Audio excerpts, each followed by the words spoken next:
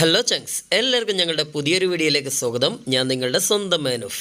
വിദ്യാഭ്യാസ വാർത്തകൾക്കും high school higher secondary ക്ലാസ്സുകൾക്കും നമ്മുടെ ഈ കൊച്ചു ചാനൽ സബ്സ്ക്രൈബ് ചെയ്യാൻ മറക്കല്ല ചങ്കേ.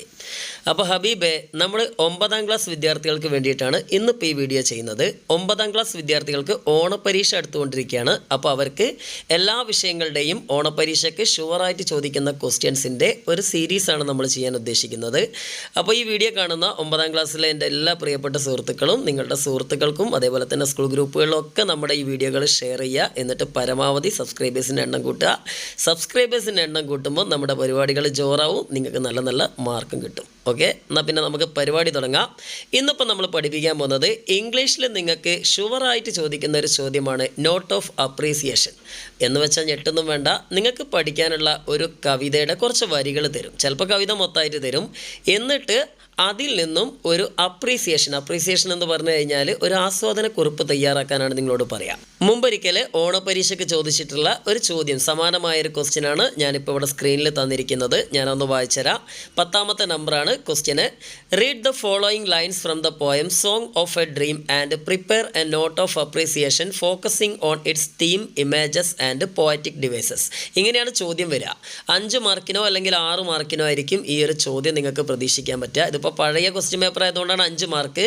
പുതിയത് പ്രകാരം മിക്കവാറും 6 മാർക്കിനായിരിക്കും ഈ ഒരു ചോദ്യം വരിക. 10ാം ക്ലാസ്സുകാർക്കൊക്കെ ഇപ്പോൾ 6 മാർക്കിനാണ് ചോദിക്കുന്നത്. അപ്പോൾ 9ലും 10ലും ഇത്തരത്തിലുള്ളൊരു ചോദ്യം എന്തായാലും ഇംഗ്ലീഷിൽ ഉണ്ടാവുമെന്ന് മനസ്സിലാക്കുക. അപ്പോൾ ഈ കവിതയുടെ ആസ്വാദനക്കുറിപ്പ് എന്ന് പറഞ്ഞാൽ നിങ്ങൾക്ക് മലയാളത്തിലും ഹിന്ദിയിലും ഒക്കെ ഉണ്ടാവുമല്ലോ. ഇതെങ്ങനെ എഴുതാമെന്ന് വിചാരിച്ചാൽ ഇത് എഴുതിയിട്ടുള്ള കവിയെ പരിചയപ്പെടുത്തണം. അതേപോലെ തന്നെ തന്നിരിക്കുന്ന ലൈൻസിൻ്റെ അർത്ഥങ്ങൾ നിങ്ങൾ വിശദമാക്കണം. അതേപോലെ തന്നെ അതിൻ്റെ ആശയം വിശദമാക്കണം. അതുകൂടാതെ ഈ ഇംഗ്ലീഷൊക്കെ ആകുമ്പോൾ അതിൽ ഒരുപാട് പോയറ്റിക് ഡിവൈസസ്, അതായത് സിമിലി, മെറ്റഫർ, അതേപോലെ തന്നെ അലിട്രേഷൻ, പിന്നെ റൈമിംഗ് വേർഡ്സ്, റൈം സ്കീം, അതിൽ കുറേ കുടച്ചക്രങ്ങളുണ്ടല്ലോ. ഇതെല്ലാം നമ്മൾ എന്ത് ചെയ്യേണ്ടി വരും? ഈ ഒരു കവിതയിൽ ഈ ഒരു അപ്രീസിയേഷൻ്റെ കൂടെ എഴുതേണ്ടി വരും. അപ്പോൾ ഇതെല്ലാം ഉൾപ്പെടുത്തിക്കൊണ്ടുള്ള ഒരു ഗുലുമാല സാധനമാണ് അപ്രീസിയേഷൻ എന്ന് മനസ്സിലായല്ലോ. അപ്പോൾ അത് ഉണ്ടാക്കി എഴുതുക എന്ന് പറഞ്ഞാൽ കുറച്ച് ബുദ്ധിമുട്ടാണ് ഫുൾ മാർക്ക് കിട്ടാനൊക്കെ. അപ്പോൾ അതുകൊണ്ട് അതിൻ്റെ ഒരു നോട്ടാണ് നമ്മൾ തരാൻ പോണത്.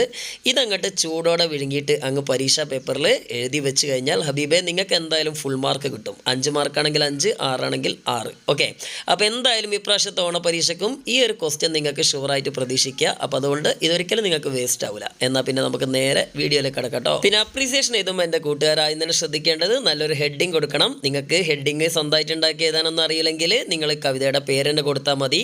പിന്നെ പറ്റുമെങ്കിൽ ആ കവിത എഴുതിയിട്ടുള്ള ആളുടെ പേര് ഒന്ന് ബ്രാക്കറ്റിലോ അല്ലെങ്കിൽ നൈഫൻ ഇട്ടിടോ കൂടെ തന്നെ എഴുതുകയാണെങ്കിൽ അത്രയും നല്ലത്. ഒരു 1/2 മാർക്കെങ്കിലും ഈ ഒരു ഹെഡിങ്ങിന് കിട്ടുന്നത് മറക്കട്ടോ. മറക്കാതിരിക്കാം. എന്നാൽ പിന്നെ പരിപാടി തുടങ്ങാം അല്ലേ. ഞാനിവിടെ ഈ തന്നിരിക്കുന്ന സെൻറ്റൻസുകളൊക്കെ വായിച്ചും കണ്ട് അതിൻ്റെ അർത്ഥം ഒന്ന് വെറുതെ ഓടിച്ചൊന്ന് പറയും.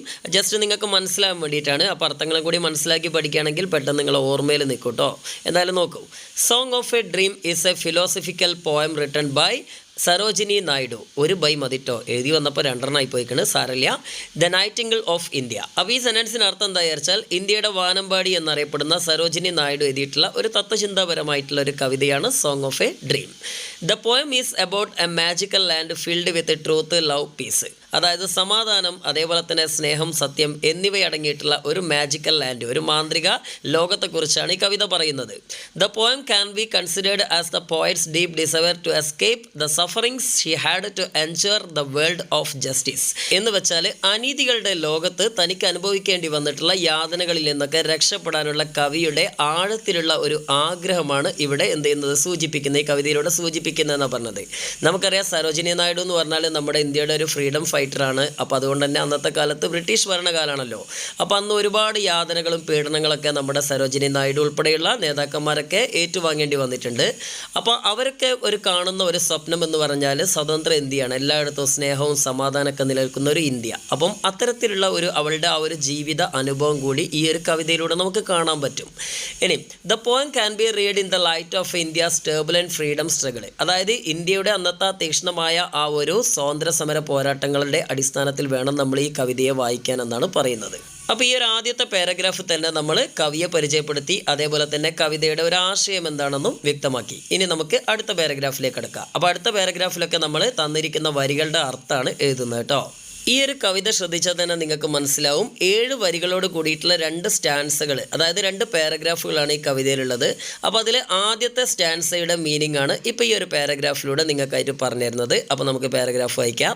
At the very beginning of the poem, അതായത് ഈ കവിതയുടെ തുടക്കത്തിൽ തന്നെ വി ക്യാൻ സീ ദാറ്റ്, നമുക്ക് കാണാൻ പറ്റും, in the dream of A night, ഒരു രാത്രിയുടെ സ്വപ്നത്തിൽ ദ പോയറ്റ് സ്റ്റാൻഡ്സ് അലോൺ എന്ന മാജിക്കൽ വുഡ്, നമ്മുടെ കവി അതായത് സരോജിനി നായിഡു ഒരു മാന്ത്രിക വനത്തിൽ ഇങ്ങനെ ഒറ്റയ്ക്ക് നിൽക്കുകയാണ് അല്ലേ, എലോൺ എന്ന് പറഞ്ഞാൽ ഒറ്റയ്ക്ക്. ഷീ സേസ് ദാറ്റ്, എന്നിട്ട് അവൾ പറയാണ്, her soul was immersed in deep visions that sprang like poppy flowers, അവളുടെ ആത്മാവിൽ ഒത്തിരി കാഴ്ചകൾ നിറയുന്നു എന്നാണ് അവൾ പറയുന്നത്. അതും എങ്ങനെയാണ്, അവിടെ ഒരു സിമിലി ഉപയോഗിച്ചിട്ടുണ്ട്, അതായത് പോപ്പി പൂക്കൾ വിടരുന്നത് പോലെ തൻ്റെ ഉള്ളിൽ ഒരുപാട് വിഷൻസ് എന്ത് ചെയ്യാണ്, പൊട്ടി വിടരുകയാണെന്നാണ് അവൾ പറയുന്നത്. അതായത് ആ ഒരു മാന്ത്രിക വനത്തിൽ നിൽക്കുന്ന സമയത്ത് ഒരുപാട് കാഴ്ചകൾ, സുന്ദരമായ കാഴ്ചകൾ അവൾ കാണുകയാണ്. She can see many birds there, അപ്പോൾ അവൾ അവിടെ കുറേ പക്ഷികളെ കാണുന്നുണ്ട്. ആ പക്ഷികൾ എന്ത് ചെയ്യാണ്, the poet compares these birds with the spirit of truth who sang, അപ്പോൾ പക്ഷികൾ അവിടെ പാടിക്കൊണ്ടിരിക്കുകയാണ്. ആ പാടുന്ന പക്ഷികളെ സ്പിരിറ്റ് ഓഫ് ട്രൂത്ത്, അതായത് സത്യത്തിൻ്റെ മാലാഖമാരായിട്ടാണ് കവി ഇവിടെ കമ്പയർ ചെയ്യുന്നത്. And she can see many stars around her, അതേപോലെ തന്നെ ആ മാന്ത്രിക വനത്തിൽ അവൾക്ക് ചുറ്റിലും ഒരുപാട് നക്ഷത്രങ്ങളെയും നമ്മുടെ കവി കാണുന്നുണ്ട്. Here she refers them as the spirit of love, അപ്പോൾ ഈ നമ്മുടെ നക്ഷത്രങ്ങളെ, അതായത് തനിക്ക് ചുറ്റും മിന്നിത്തിളങ്ങിക്കൊണ്ടിരിക്കുന്ന നക്ഷത്രങ്ങളെ സ്നേഹത്തിൻ്റെ മാലാഖമാരായിട്ടാണ് നമ്മുടെ കവി വർണ്ണിക്കുന്നത്. And there is a beautiful stream peacefully flowing through that magical forest, അതേപോലെ തന്നെ ആ ഒരു മാന്ത്രിക വനത്തിലൂടെ നല്ല മനോഹരമായിട്ട് നല്ല ശാന്തമായിട്ട് ഒഴുകുന്ന ഒരു അരുവിയുണ്ട്. ആ അരുവി എങ്ങനെയാണ് കവി കമ്പയർ ചെയ്യുന്നത്, the poet addresses the stream as the spirit of peace, സമാധാനത്തിൻ്റെ മാലാഖയായിട്ടാണ് ഈ ഒരു അരുവിയെ നമ്മുടെ കവി അവതരിപ്പിക്കുന്നത്. അപ്പോൾ ഫസ്റ്റ് സ്റ്റാൻസയുടെ അർത്ഥം മനസ്സിലായല്ലോ. ഇനി നമുക്ക് അടുത്ത സ്റ്റാൻസയിലേക്ക് കടക്കാം. The poet continues by saying that she can feel the stars of spirit of love gathering and gleaming around her delicate youth. തൻ്റെ യൗവനത്തിന് ചുറ്റിലുമായിട്ട് ആ ഒരു സ്നേഹത്തിൻ്റെ മാലാഖമാരാവുന്ന നക്ഷത്രങ്ങൾ ഇങ്ങനെ ചുറ്റിലും കൂടിയിട്ട് മിന്നിത്തിളങ്ങുന്നതായിട്ട് അവൾക്കിങ്ങനെ തോന്നുന്നു എന്നാണ് കവി ഇവിടെ പറയുന്നത്. She also experiences the sweet melodies of spirit of truth, അതുപോലെ തന്നെ സത്യത്തിൻ്റെ മാലാഖമാരുടെ മധുരമായ സംഗീതവും അവൾക്ക് അനുഭവിക്കാൻ കഴിയുന്നുണ്ട്. ആരാ സത്യത്തിൻ്റെ മാലാഖമാർ? പക്ഷികളാണ് അല്ലേ, ബേർഡ്സ് ആണ്. അപ്പോൾ പക്ഷികളുടെ സംഗീതം അവൾ ആസ്വദിക്കാൻ കഴിയുന്നുണ്ട് എന്നാണ് പറയുന്നത്. Then she then says about an extreme thirst for truth which she quenches by drinking from the streams of spirit of piece.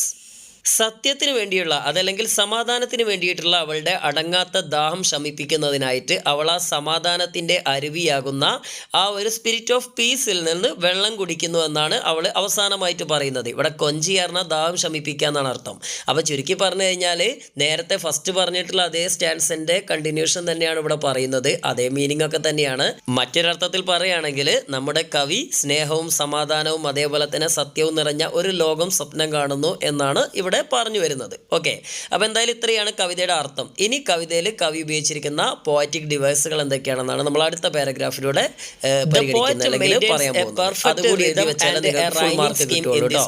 അപ്പോൾ നമ്മുടെ ഈ കവിതയിൽ കവി നല്ല ഒരു താളവും അതേപോലെ തന്നെ റൈം സ്കീം ഒക്കെ ഫോളോ ചെയ്യുന്നുണ്ട് എന്നാണ് പറയുന്നത്.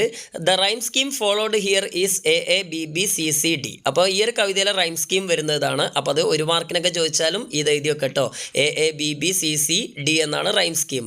ഇനി the word stood wood sprang sang are examples for rhyming words. അപ്പോൾ ഇതുപോലെ സ്റ്റുഡ് വുഡ് സ്പ്രാങ് സാങ് ഇങ്ങനെയുള്ള കുറേ വേർഡ്സുകളുണ്ട്. നിങ്ങൾക്ക് ഇഷ്ടമുള്ള ഇതൊക്കെ റൈമിംഗ് വേർഡ്സുകൾക്ക് എക്സാമ്പിളാണ്. Then the phrases gather and gleam lone in the light are examples for alliteration. Alliteration എന്ന് പറഞ്ഞാൽ അറിയാമല്ലോ, ഒരു കവിതയിൽ ഒരു വരി എടുത്തു കഴിഞ്ഞാൽ ഒരേ കോൺസണൻറ്റ് സൗണ്ടുകൾ, അതായത് നമ്മൾ വ്യഞ്ജനങ്ങൾ എന്നൊക്കെ പറയുമല്ലോ, അപ്പോൾ ആ കോൺസണൻറ്റ് സൗണ്ടുകൾ റിപ്പീറ്റ് ചെയ്ത് വരികയാണെങ്കിൽ അത്തരത്തിലുള്ള ആ വേർഡ്സുകൾക്കാണ് നമ്മൾ എന്തെന്ന് പറയുക, അലിട്രേഷൻ എന്ന് പറയാം. ഇപ്പോൾ ഇവിടെ തന്നെ നിങ്ങൾക്ക് കാണാം ഗേദർ ഗ്ലീം, അവിടെ രണ്ടിലും ജി എന്നുള്ള അക്ഷരം റിപ്പീറ്റ് ചെയ്യുന്നുണ്ട്. അക്ഷരമെല്ലാം നമ്മൾ നോക്കണ്ടേ, ഗ എന്ന സൗണ്ട് റിപ്പീറ്റ് ചെയ്യുന്നുണ്ട്. അപ്പോൾ ആ ജി എന്നുള്ളതിനെ അണ്ടർലൈൻ ചെയ്താൽ അത് അലിട്രേഷനാണ്. അതുപോലെ തന്നെ ലോൺ ഇൻ ദ ലൈറ്റ് എന്ന് പറഞ്ഞിട്ടുള്ള ആ ഫ്രേസിൽ ലാ എന്ന് പറഞ്ഞ 2 അക്ഷരങ്ങൾ റിപ്പീറ്റ് ചെയ്യുന്നുണ്ടല്ലേ, എൽ എന്ന ആ ഒരു സ്പെല്ലിങ് നോക്കിയാൽ മതി. അപ്പോൾ അതാണ് ഇവിടുത്തെ അലിട്രേഷൻ. ഇവിടെ തൊട്ടടുത്തൊരു മില്ല് വർക്ക് ചെയ്യുന്നുണ്ട്, അതുകൊണ്ടാണ് ഇങ്ങനെ സൗണ്ട് ഡിസ്റ്റർബൻസ് വരുന്നത്. ഒന്ന് ക്ഷമിക്കുക കേട്ടോ. The line visions that poppy like sprang is an example for simile. അപ്പം നമുക്കറിയാം ഈ ലൈക്ക് ഏസ് ഒക്കെ വെച്ചും കണ്ട് ഒരു വാക്കിനെ അല്ലെങ്കിൽ ഒരു സാധനത്തിനെ മറ്റൊന്നിനോട് കമ്പയർ ചെയ്യുന്ന രീതിയാണ് സിമിലി എന്ന് പറയുന്നത്. അപ്പോൾ ഇവിടെ visions that poppy like sprang എന്നുള്ളത് ഒരു സിമിലിക്ക് എക്സാമ്പിൾ ആണെന്നാണ് പറയുന്നത്. And the phrases like spirit of truth, spirit of love, spirit of peace ഇതൊക്കെ മെറ്റഫേഴ്സിന് എക്സാമ്പിൾ ആണെന്നാണ് അടുത്ത സെൻറ്റൻസിൽ പറയുന്നത്. നമുക്കറിയാം സ്പിരിറ്റ് ഓഫ് ട്രൂത്ത് എന്നുള്ളത് ബേർഡ്സിൻ്റെ മെറ്റഫർ ആയിട്ടാണ് പറയുന്നത്. മെറ്റഫർ എന്ന് പറഞ്ഞാൽ ലൈക്കും ആസും ഉപയോഗിക്കാതെ ഒന്നിനെ മറ്റൊന്നിനോട് കമ്പയർ ചെയ്യുന്ന രീതി അല്ലേ. ഇപ്പോൾ ഇവിടെ സ്പിരിറ്റ് ഓഫ് ട്രൂത്ത് എന്ന് പറയുന്നത് ബേർഡ്സിനെയാണ്, അതേപോലെ സ്പിരിറ്റ് ഓഫ് ലവ് എന്ന് പറയുന്നത് സ്റ്റാർസിനെയാണ്, സ്പിരിറ്റ് ഓഫ് പീസ് എന്ന് പറയുന്നത് സ്ട്രീമിനെയാണ്. അപ്പോൾ ഒന്നിനെ മറ്റൊന്നിനോട് കമ്പയർ ചെയ്യുന്ന ഒരു രീതിയാണ് മെറ്റഫർ കേട്ടോ. ദെൻ അടുത്തത് the poetic device of personification can be seen in the line stars gathering around my delicate youth. അപ്പം മനുഷ്യനല്ലാത്ത ഒരു സാധനത്തിന് മനുഷ്യൻ്റെ ക്വാളിറ്റി കൊടുക്കുന്നതിനാണ് നമ്മൾ പേഴ്സോണിഫിക്കേഷൻ എന്ന് പറയുക. ഇവിടെ stars gathering around my delicate youth എന്ന് പറഞ്ഞു കഴിഞ്ഞാൽ എൻ്റെ യൗവനത്തിന് ചുറ്റിലുമായിട്ട് നക്ഷത്രങ്ങൾ വട്ടമിട്ടു അല്ലെങ്കിൽ നക്ഷത്രങ്ങൾ ഒരുമിച്ച് കൂടി എന്നാണ് പറയുന്നത്. അപ്പോൾ ഈ ഒരുമിച്ച് കൂടുക എന്നൊക്കെ ഉള്ള എന്താണ് ഒരു മനുഷ്യൻ്റെ ഹ്യൂമൻ ക്വാളിറ്റി ആണല്ലോ. അപ്പോൾ ഹ്യൂമൻ ക്വാളിറ്റി ഇവിടെ സ്റ്റാർസിന് നൽകിയതാണ് അല്ലേ. അപ്പോൾ സ്റ്റാർസിനെ ഇവിടെ പേഴ്സോണിഫൈഡ് ടു ഹ്യൂമൻ അല്ലെ, മനുഷ്യനായിട്ട് ചിത്രീകരിക്കുകയാണ്. അതുകൊണ്ടാണ് ഇത് പേഴ്സോണിഫിക്കേഷൻ എക്സാമ്പിൾ ആണെന്ന് പറയുന്നത്. അപ്പോൾ ചുരുക്കി പറഞ്ഞു കഴിഞ്ഞാൽ ഇത്രയും ഒക്കെ എഴുതി കഴിഞ്ഞാൽ നിങ്ങൾക്ക് ഈ ഒരു ഫുൾ മാർക്ക് അപ്രീസിയേഷനിൽ കിട്ടും. അപ്പോൾ ഇതൊന്ന് നോട്ട്ബുക്കിലേക്ക് എഴുതിയെടുത്തിട്ട് എഴുതി തന്നെ പഠിക്കുക കേട്ടോ. എന്നാൽ പിന്നെ സ്പെല്ലിംഗ് മിസ്റ്റേക്ക് ഒന്നും ഉണ്ടാവില്ല, പെട്ടെന്ന് ഓർമ്മയിൽ നിൽക്കും. അപ്പം എല്ലാവർക്കും അടുത്ത ഒരു ഹിന്ദി ആയാലും സോഷ്യൽ ആയാലും ഇതിലൊക്കെ പരീക്ഷയ്ക്ക് ഷുവറായിട്ട് വരുന്ന ക്വസ്റ്റ്യൻസ് ഒക്കെ ആയിട്ട് നമുക്ക് വരാം. അപ്പോൾ നേരത്തെ പറഞ്ഞ തന്നെ എല്ലാ കൂട്ടുകാർക്കും ഒന്ന് ഷെയർ ചെയ്ത് കൊടുക്കുക കേട്ടോ. എന്നാൽ പിന്നെ ശരി, ബൈ.